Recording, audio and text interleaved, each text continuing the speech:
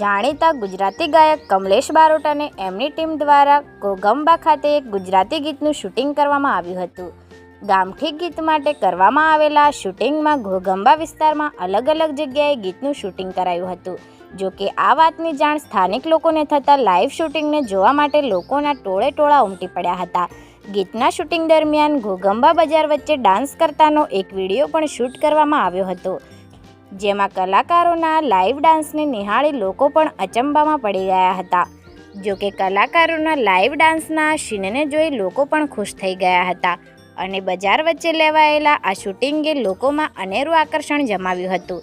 ત્યારે આવો જોઈએ કમલેશ બારોટના એ ગુજરાતી ગીતના એ લાઈવ શૂટિંગને।